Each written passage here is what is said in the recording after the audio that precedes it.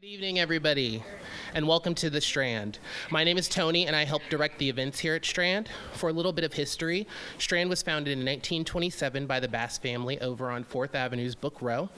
Stretching from Union Square to Astor Place, Book Row gradually dwindled as big box stores, Amazon, and ebooks took hold.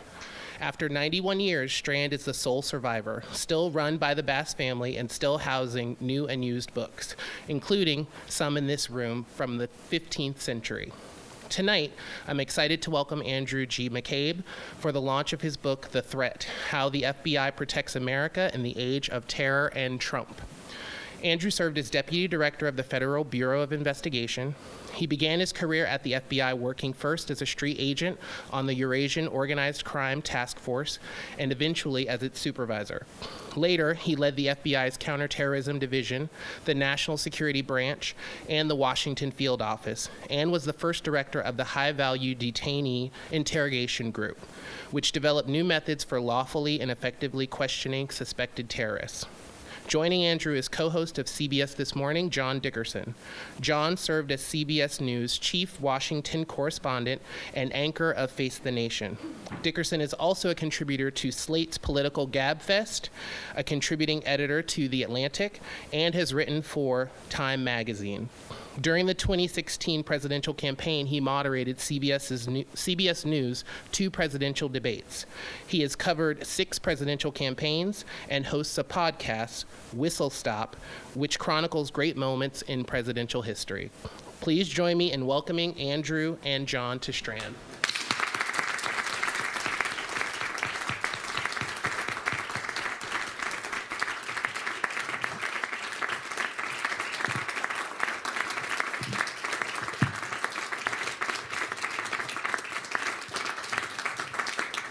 Thank you, everyone. I'm thrilled to be here, both to talk to Andy, but also I just have to say, when I first got out of college, we moved to New York, and I lived downstairs in the Strand in a tiny little room where they had all the old political books. And this podcast I do relies heavily on books that I bought at the Strand more than 25 years ago. So this is a huge moment for me, which you don't care about, but I had to say it. Because the guy 25 years ago who was wondering if he had $5 to buy the 1960 version of Teddy White's Making of the Presidency is happy he's here. So, Andy, I want to start, we have about a half an hour and then there will be 15 minutes for questions. I want to start, before we get to the book, with Michael Cohen's testimony. What struck you in what you've heard about it? Well, did anyone see that? It was on yesterday. Yeah? Okay. Can you hear me? Good. What a fascinating day. I think for so many reasons, I'll try to contain my answer to my thoughts of Michael as a witness. I think what folks outside the system don't understand is that it's very common for federal prosecutors and agents to work with witnesses who have significant credibility issues. It is more common than not that someone who you recruit as a cooperating witness, or someone who you've arrested and then decides to cooperate and provide information to assist a prosecution, typically they don't always tell you the truth the first day. And so you have those initial falsehoods or lies to have to rectify and deal with as you hopefully later use that person to testify in court. So there are ways that prosecutors can work with witnesses who have challenged credibility. And it's primarily through kind of standing up that testimony with corroborating evidence, documents, recordings, things like that. The thing that stood out to me from many of his responses was his references to that sort of material. So although he is horribly positioned to testify on his own as someone who has admitted to lying to Congress, he could be rehabilitated with a lot of that material that he referred to in a way that I think makes his revelations not just interesting but noteworthy from a prosecutorial perspective. He also referred a couple of times to the Southern District of New York, which you worked with. I did. What does that mean to you? Known by us affectionately as the Sovereign District of New York because of their perspective that they are the world's prosecutors.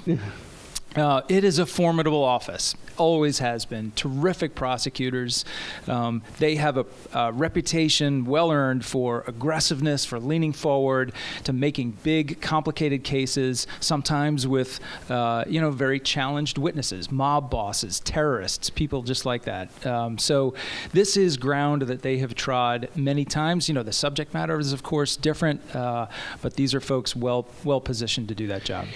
So in his testimony, Cohen talked about, there was this question of whether he was instructed by the president to lie about the Trump Tower. And he described a situation in which he said the president never, in his telling of the story, he never says, don't go do this. He just said, there is no Russia deal. And he said there's a code. Some people who heard him describe that, in other words, a code from the president that he recognizes as when he says, it's sort of like, who will rid me of this troublesome priest, where you get the meaning. I wonder if you've heard that code talked about in your work in life and what it reminds you of. I have heard that sort of code many, many times. Another insider's note. People who sit at the top of a criminal enterprise, those are the sorts of enterprises I investigated here in the world of Russian organized crime, rarely speak directly about matters that could potentially inculpate them or put them in a bad position legally. And so they have perfected the art of delivering messages, delivering guidance, delivering orders very clearly, but through oblique terms, through the use of code, through the use of intermediaries, deputies, seconds and thirds.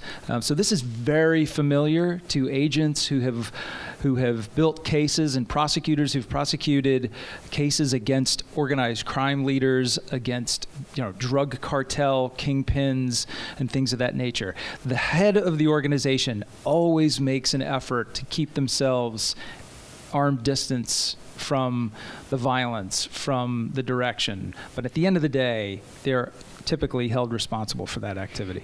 And if you were in, so my understanding is when it's a criminal enterprise, if you have a RICO statute, that allows some connectivity. And that's right.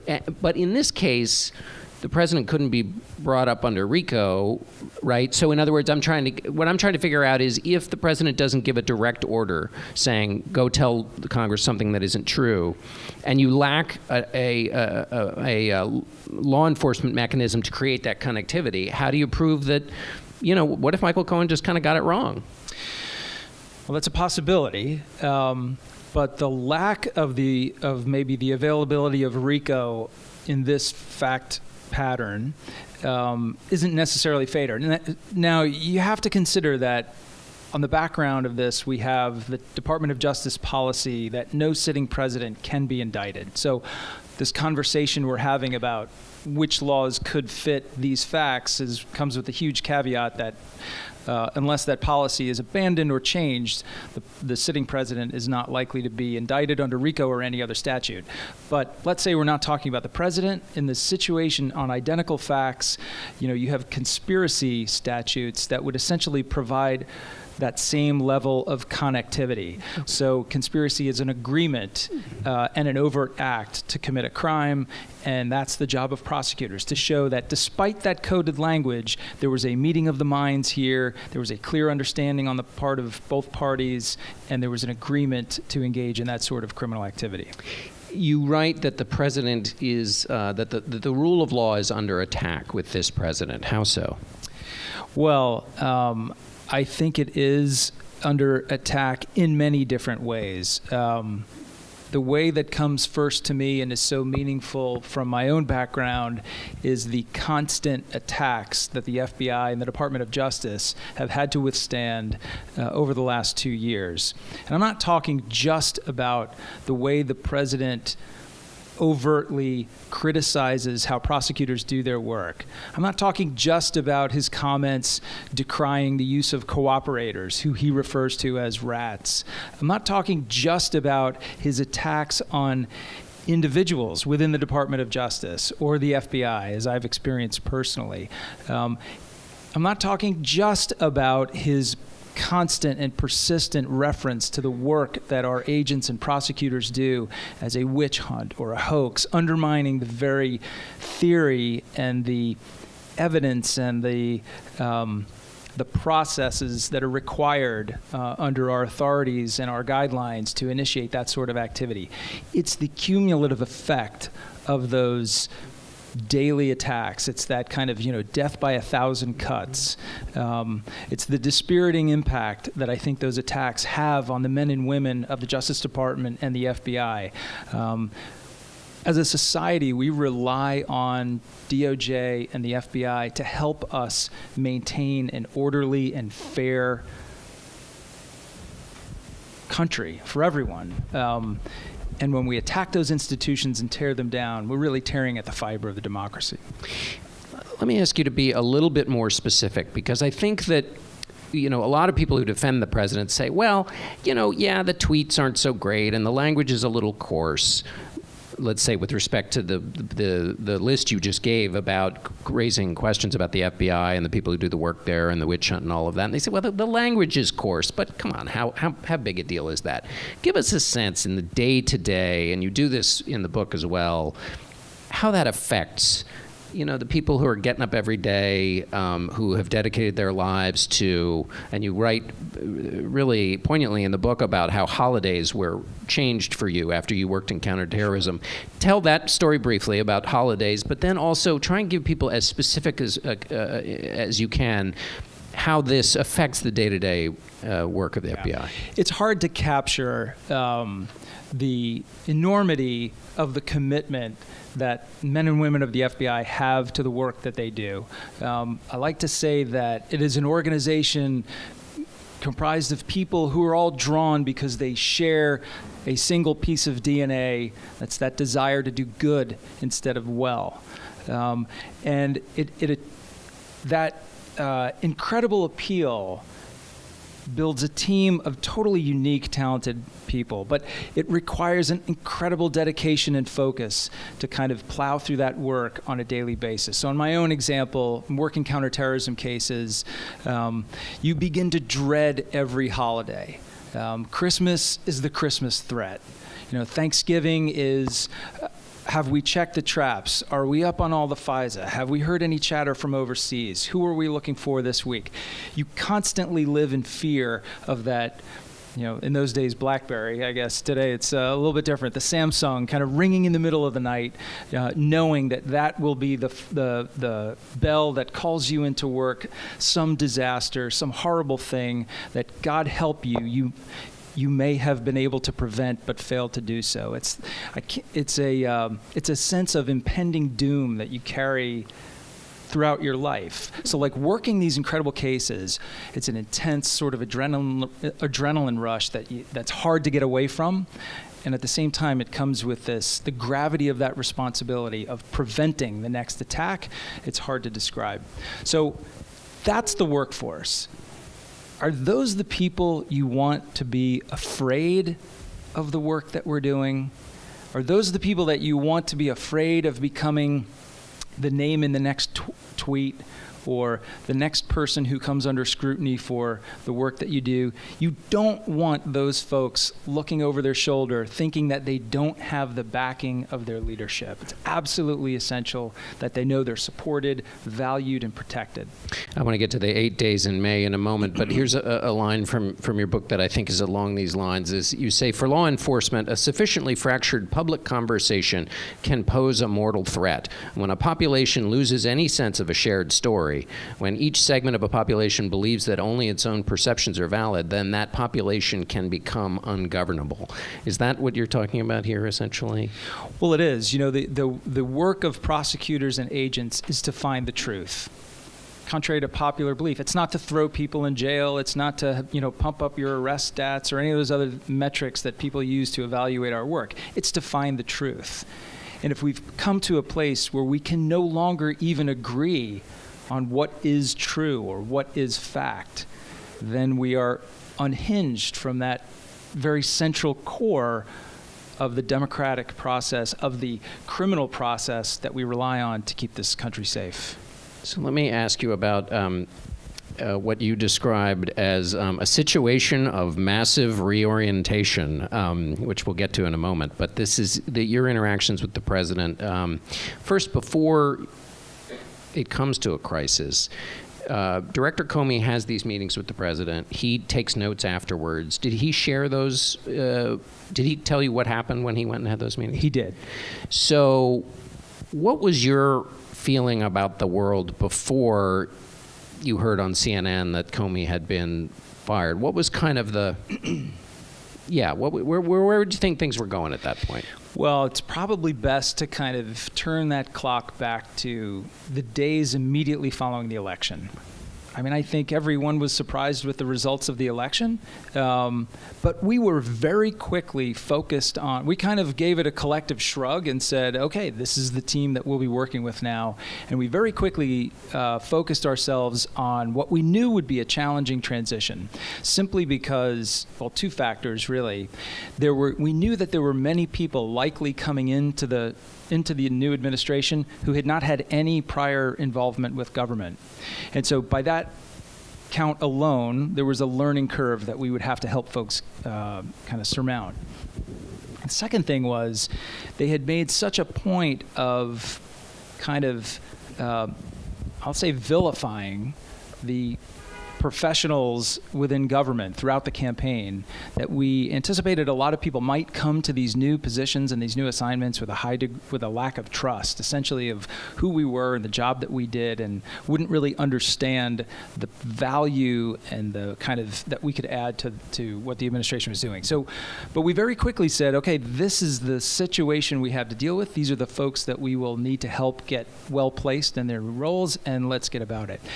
As those first encounters started taking place with Director Comey, we were getting those odd signs. His very first meeting with the president kind of asked the director to pledge personal loyalty. It was a head-scratching moment, but one that even then we could say, well, maybe that's just Trump. He doesn't really understand how this works. That's not what we're really all about. And kind of maybe we can write some of this off to a lack of experience in government, a lack of understanding about how these things work.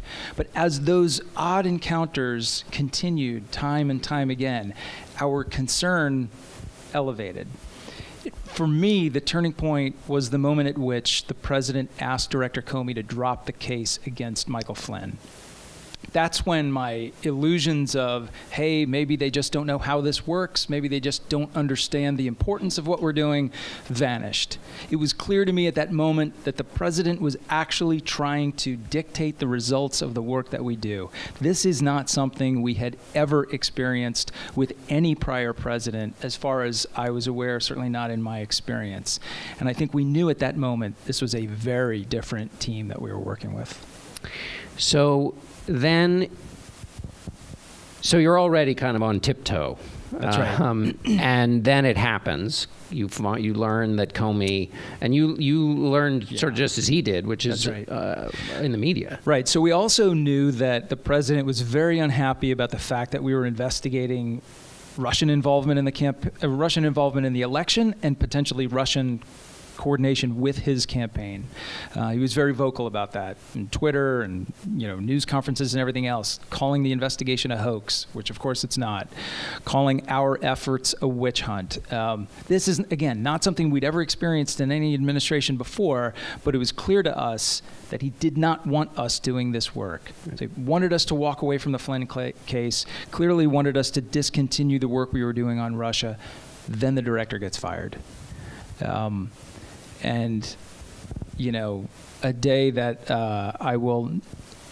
it's like I can't remember anything from that day before I found out the director was fired. It was like the watershed moment in time that really kind of changed the ground upon which I was standing. You refer to it in the book as you put it in the category of situations of massive reorientation. I think it's where you're describing you're in the Oval Office with him. Compare how disorienting this period was, because I want to get now into your conversations with Rosenstein and the options you ran through. What else in your experience in life had had a similar sense of disorientation. Well, I'd been in disorienting experiences many, many times in the FBI. I mean, that is essentially crisis management. I got a call from Lisa Monaco, who was the president's Homeland Security advisor for President Obama. Lisa called me in the middle of the night and said, "Are you watching the news?" It's like 3 a.m. Like, no, I'm not watching the news. I was sleeping before you called. And she said, a gunman has shot up a nightclub in Orlando, Florida. So you have those moments of absolute reorientation where instincts kick in and you start sorting through, finding out information, figuring out what you know, what you don't know, what you need to know next, moving resources around, making the right decisions under intense pressure. So I'd been in those massively perspective shifting circumstances before. This was certainly one of those, but not one like I had ever seen. When you decide to start the investigation, you know a certain amount of stuff because some investigating has already taken place. That's right. How big was that bag of stuff you already knew? In other words, was it the enormity of what you saw the president doing in the moment, or was it the straw that broke the camel's back because you had lots of other stuff that you knew? It was bigger than a Whole Foods bag, smaller than a duffel bag. Okay. Damn. Metaphors don't work when you don't know what that means. So I knew on the evening of May 9th that I was not long for the job. I knew that because the Attorney General told me that, and then the President repeated it later that night. So I got the message. Acute training kicked in. There was the investigative lead of we're likely going to replace you. My concern for the Russia case was that I had to do whatever was necessary to put the investigation on solid ground before I was removed. Because honestly, as I said, we knew the president didn't like that it was happening. He asked us to get rid of it. Now he'd fired the director, maybe because we had failed to kind of turn the investigation off. So I wanted to make sure that it was on solid ground. So I went to the investigators, got the team together and said, you need to go back and relook at the cases we have open and any other and tell me, are they in good shape? Should we close some of them? And the other subjects that we've been considering, are there new cases we should open? And so a day or two later, they came back with a recommendation. That was their recommendation to open the case against the president. And so I knew we had to get that done quickly. It strikes me that when you talk to Rod Rosenstein, this period where two things are being discussed, the two things that a lot of people focused on, Rosenstein wearing possibly a wire and his interaction with the idea of the 25th Amendment. Is that over the course of a couple of days that it was that hot and heavy, or is that in one meeting where those both were discussed? Give me a sense of how, when it was at its most acute, how many days are we talking about here? So Rod and I began meeting on the Friday of that week. So we met twice on Friday, and then we spoke a little bit over the weekend, and then we met again on Monday and Tuesday of the following week. So it was 4 meetings total. I remember Rod mentioning this idea of wearing a wire into the White House at more than one meeting. I can't say with perfect clarity now because I don't have access to that material. I can't say whether it was 2 times or 3 times, but it was more than once.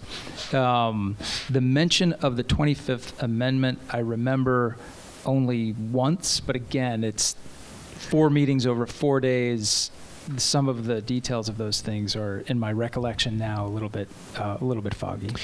For those of you, we won't get into it, but there's a great scene of putting a wire on somebody named Big Felix in the book, which just the mentioning of wire made me think of that. So you'll have to read the book to get that. But so in these conversations, I mean, the 25th Amendment is such a long shot. The threshold for the 25th Amendment is far higher than impeachment.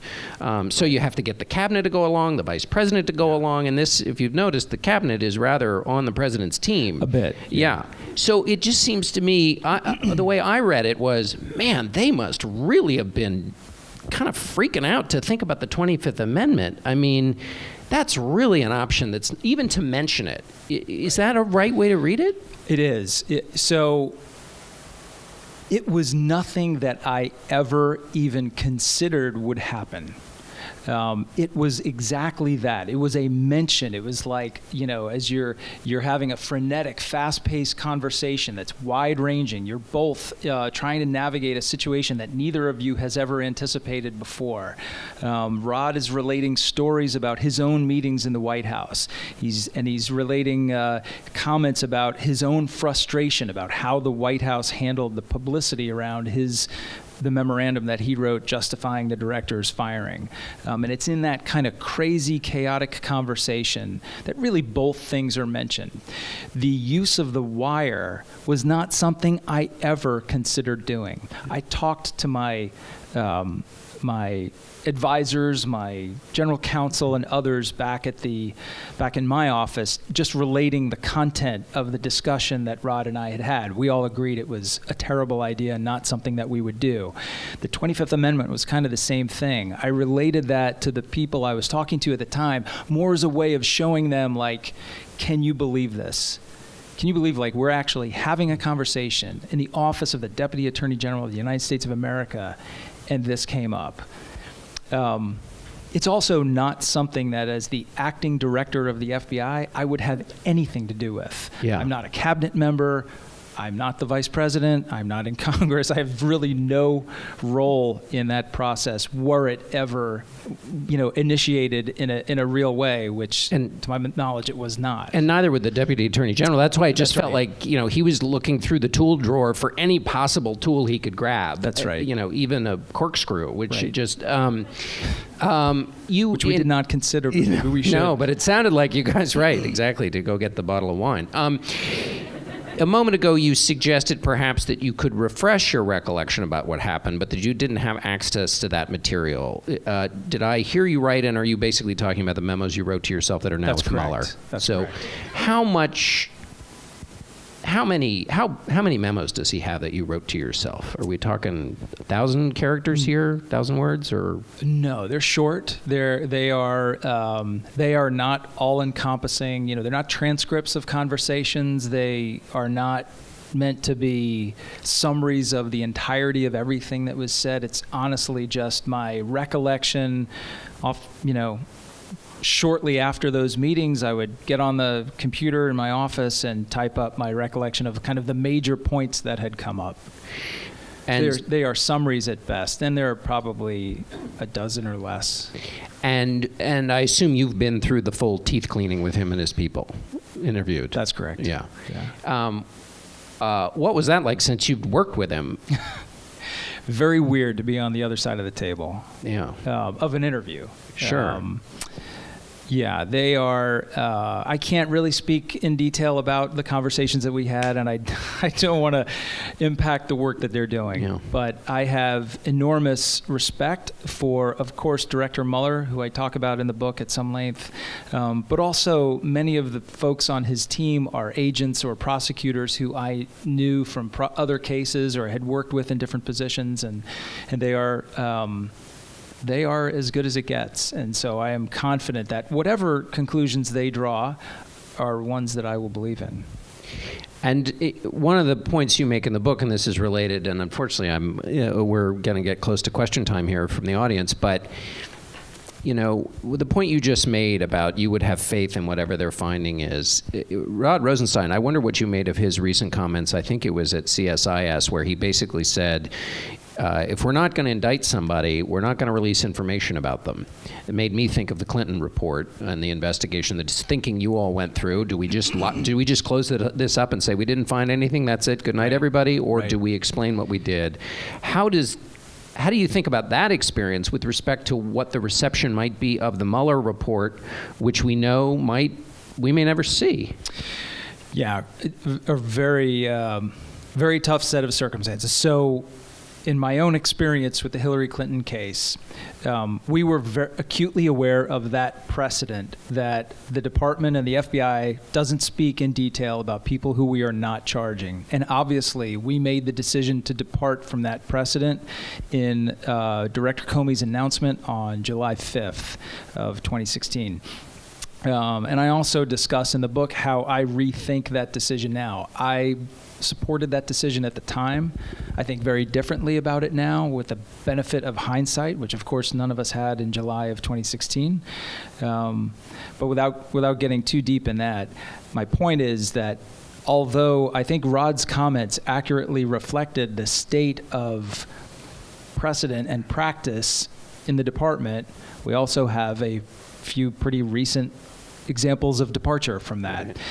The more challenging thing for the department will be if they take that tact of not wanting to share the details of the report, particularly with Congress, and not wanting to share the underlying investigative material. So not just the report, but maybe some of the interview 302s and the actual work of the investigators. If they take the position that they do not want to share that with Congress because of this Justice Department precedent, they are going to have a very hard time rectifying that with the way they handled the underlying investigative material in the Clinton email case, which the department authorized and demanded that we turn over to Congress to the tune of hundreds of thousands, maybe millions of pages of documents. In revisiting the Clinton thing, you said after working the Benghazi cases, I of all people should have seen this coming. Because James Comey says, if I had to do it all over again, I would have done it the exact same way. You seem to have a different view, which leads you, and people can just read it in the book, to ask some really big questions about basically whether the public can handle complicated ideas. Yeah, I mean, again, this is the benefit of hindsight, but I'm trying to be honest and reflective and productive about that. I think that we underestimated the toxicity of the environment that we were launching our conclusion into, and the fact that people would not listen to what we said, but would really only hear what we said through the lens of their own political preferences. I know that's naive, but I think that was one of our problems at the time. The second thing we did was we were overconfident in Jim's ability to be able to convince people of the good work that we had done. Jim is an incredibly effective communicator and a very persuasive guy, but looking back, I don't think he had a chance really to convince people. I think there was so much invective and the warring tribes were so dug in their opposite perspectives at that time that we really didn't have a shot at convincing anyone. Two more questions and then we'll go to the public. Do you miss the FBI? Every minute of every day. What do you miss in particular? I miss the people the most, of course. It's the greatest mission on earth. I absolutely love the organization. I always will. But the people are extraordinary. I was getting on a flight to here today from Virginia to Newark, and as I was walking down the aisle of the plane, one of my old colleagues from the New York office was there, and she jumped up out of her seat and gave me a big hug in the middle of the aisle, and it was just remarkable, and I just love seeing FBI people, and that's been the hardest thing to leave. And the last question is one that Comey asked when he first came over to take the head of the FBI, which is, what is the one thing people would find surprising about you that they don't know about you? Oh my God, I'm not answering that question. I'm sorry, it comes from Director Comey. And I don't have to answer his questions anymore either. Yeah. I like the one person who loves Disney characters. That was okay. Then since you're not going to answer that question, I'll ask you one more, and then we get. Okay. Has Rod Rosenstein reached out to you and said, "Hey, what are you doing?" No. Okay. Do you expect at some point to hear from him? No, I don't expect to hear from Rod. I have not spoken to him since I was working, and Yeah, I'm not surprised by that. Okay.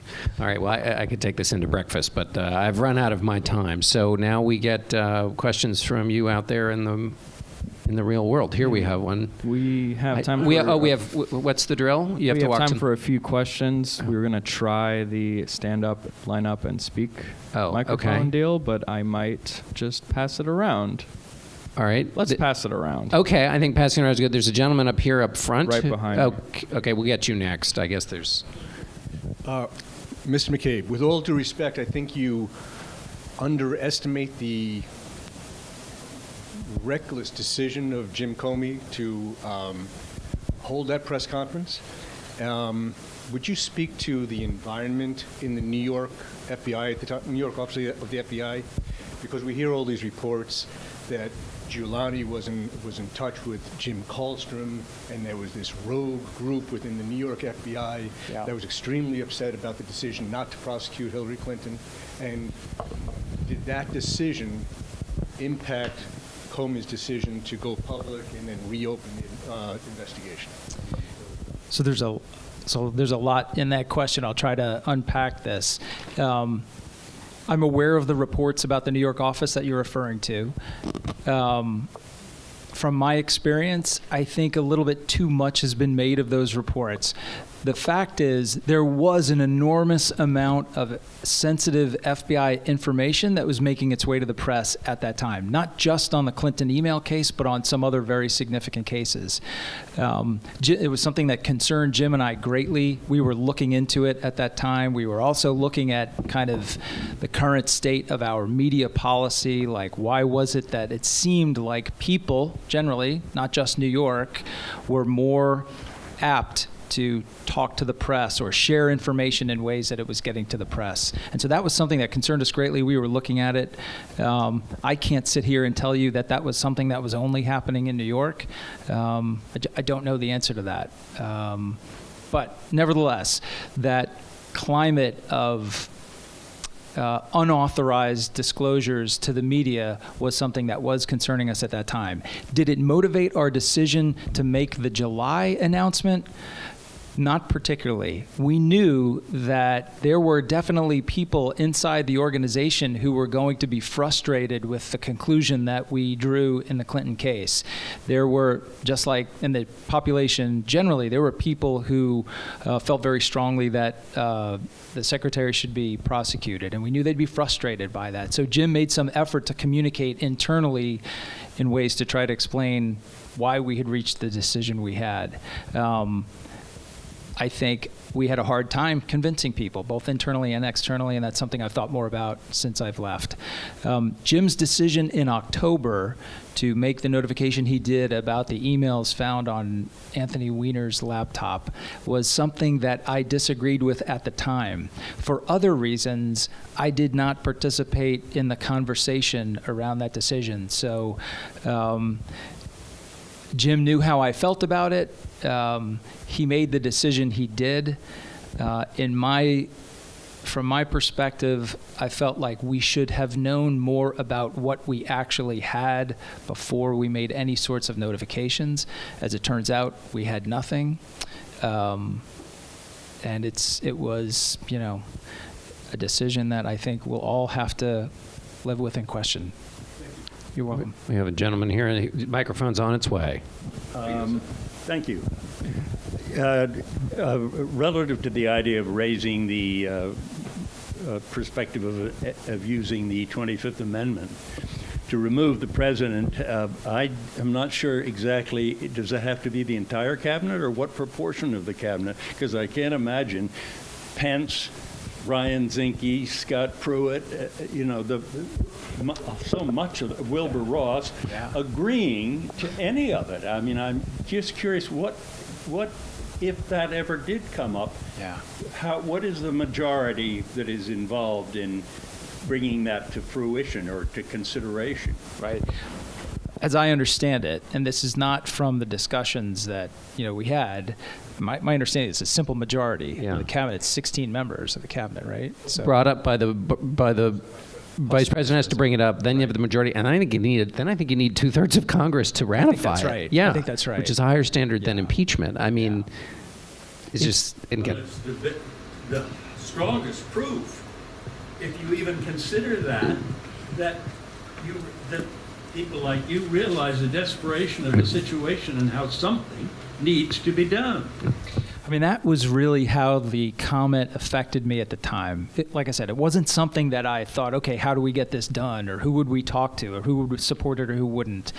It was simply that, like, it was just a marker of the intensity of the situation we were in and the kind of in extremis conditions that we were trying to navigate. Okay, it's coming your way, passing down the lane. Good evening. Good evening.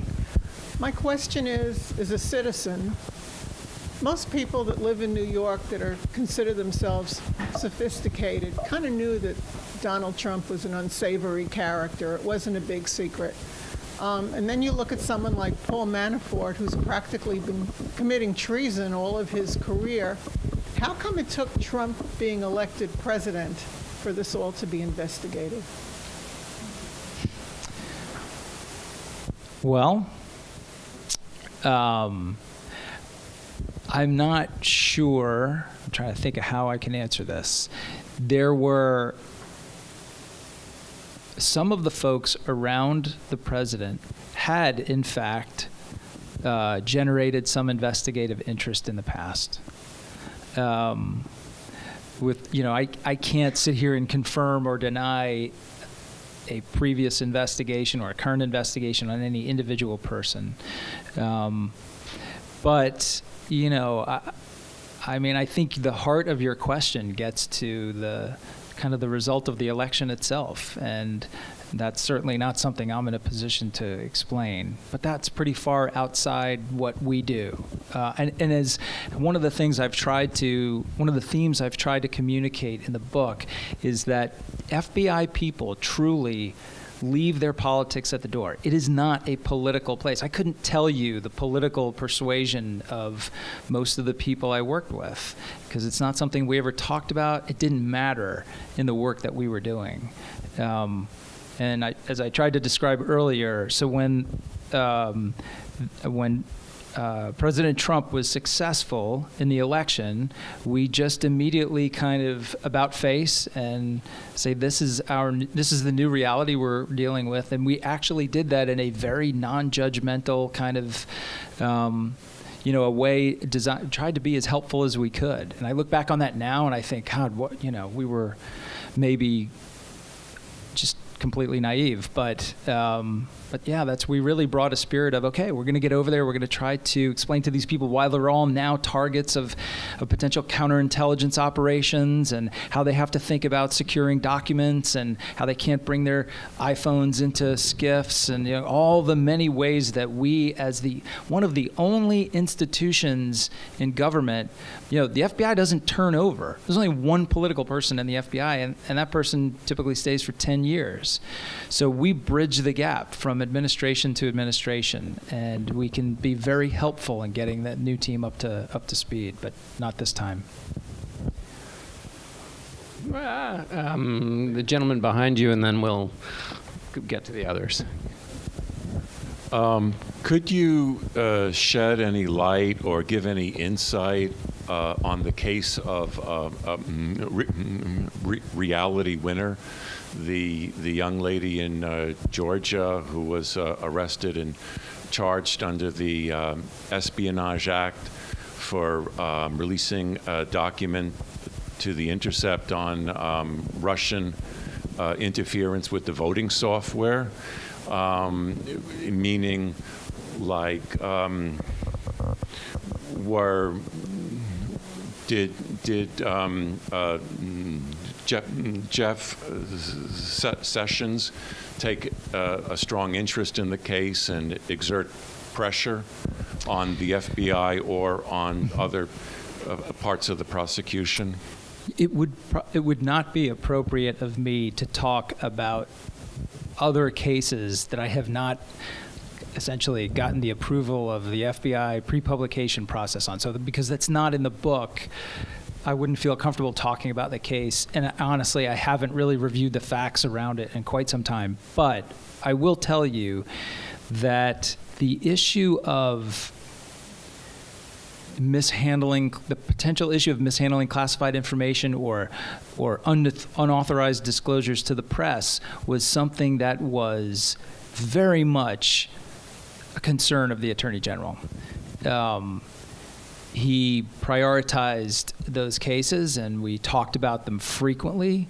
They're not new. We've had these issues forever. That's one of the many things that the FBI investigates on they happen to be investigated out of the counterintelligence division, even though sometimes they're not, kind of traditional counterintelligence matters. They are always very, very hard cases to prove because of the Department of Justice restrictions on the sorts of investigative techniques that the FBI can use that might bump up against journalists. So there are very clear rules in the road to prohibit the Bureau from interfering with the journalistic process, which is what we do to protect the First Amendment. So they are hard cases. We talked about them a lot. I'm sure that was one of them, but I couldn't really go into it in too much more detail than that. We probably only have time for a few more questions because Andy's got to sign some books. But this is one's to both Andy and you, John. At this point, even with the Cohen trial, the whole media presentation of the president's business dealings, his contacts, connections to the Russians, it's kind of split between a very right-wing media outlet that seems more intent on acting like he's innocent or a victim when it gets harder to say otherwise, and more conventional media outlets who are trying to get the truth but also seem to take objectivity of the truth to the point that the far right-wing talking points almost seem counterbalanced when fact-checking suggests they really shouldn't. How would you guys suggest the best way to approach this entire political conspiracy, insanity, should be taken in a way that actually gets to the truth without suggesting that the most blatant falsehood should be treated as a truth, per se? Yeah. Well, just from my perspective, I would, figure out who you trust in the press, and then subject everything they say to your own rigorous critical thinking. Have they make a claim? Do they have any evidence for that claim? They just pulling it out of their ear. Then I think we really, the wonderful thing is we're about to have a lot of the legal process kick in here with, rules of evidence, stuff that has to get past judges and juries. And so we're about to have people weigh in who won't be successful if they're not able to follow a line of thinking and participate in the normal rules of critical thinking. So use your own until there's a Mueller report and until the Southern District weighs in and until the legal system kicks in, because that will be hopefully it will be a kind of more down the middle. That might be more of a troubling process if the legal system does kick in, does its job. If certain media outlets are unwilling to accept those results and instead try to tell their viewers that what they're hearing is not the legal system as it is, rather an attack on Trump for the sake of legality, will the evidence even matter at all if people's perceptions of the entire ordeal is, I don't care if the truth is saying it's the truth, I don't want to hear it anyway? Well, it gets back to the thing we were discussing just a few minutes ago. If we can't even agree on what's true or what happened, then we can't have a productive conversation around that, which is why, one of the reasons why I would like to see Director Mueller's results shared as expansively and robustly as possible. There are all kinds of things that will mitigate against that. There's classification issues, sensitivity issues, privilege issues, and that's fine. Those should be respected and protected. But at the end of the day, we should know what they found, for good or for bad. If their conclusion is there is no evidence that collusion ever took place, and then fine. As the person who authorized the opening of that case, I would accept that result from Director Mueller and his team. The DOJ policy of not being able to indict a sitting president is that because it recognizes that there is a different process for the president that applies to no other citizen, and that is impeachment. But that impeachment process is hamstrung or can't move forward unless the facts are presented to Congress in a rational and clear and usable way. So you kind of can't. I've heard all kinds of folks opine lately about, well, the president is the chief law enforcement officer in the country, and therefore he can stop any investigation he wants. I don't believe that. I think those theories are incredibly short-sighted and troubling because they're basically supporting this idea that the president is completely above the law, and that is not who we are as a nation. There is a different process for the president, but we need the facts to be able to kind of go through that filter. Whatever the result is, one or the other, then we should happily live with it, knowing that the truth has come out. Do you still have a question? Oh, I thought, okay. So I guess we'll take these two, and then that will be it. Oh. See, that's working together, right? Yeah, there. exactly, Right? exactly. Okay, I have a simple one for you. For both gentlemen, a professional, educated, speculative opinion. Do you think everybody in this room in the next 2 years will see a concealed indictment against Donald Trump? John? I have no idea. I have no idea. I mean, it would have to come through the Eastern or Southern District, right? You can't because if the Justice Department ruling is you can't indict a president. I think on the current footing, the answer is no. Right now, the policy is the president cannot be indicted. So within the next 2 years, I think the smart money says no. Could it happen after he's no longer in the office? Yes, if the statute hasn't run on whatever he's thought to have done. I'm not an attorney, but I was under the impression that you can do a concealed indictment, put it aside so that stops the statute of limitations. Right. It's not. Yeah, there's some debate about this, but that you can put it on ice until he's out, which is. You can't do anything. That's why I said concealed. Yeah. Right. Yeah. Right. Well, then if it's concealed, we won't know. So no. How does that help our prediction ability here? We're back to no. Yeah. All right. Last question in the maroon here. I'm just going to ask 2 short questions instead of 1 long one, if that's okay. All right. Depends how short the short one's on how long the long one is. Just. I mean, give us your best question. There you go. Okay. I guess this one is addressed to both of our speakers. And if you could think of one blemish, one dull spot about media coverage on the Trump investigation, what would it be? Sure. Conclusions in absence of evidence, or also sometimes called motivated reasoning. Your turn. Alternative facts are one of my least favorite. And I think the constant refrain of like people saying that Mueller has nothing or they haven't found, like, nobody knows that. Nobody has seen and heard everything that the special counsel's team has, and so making those sorts of kind of bold-face predictions, I think, are not helpful.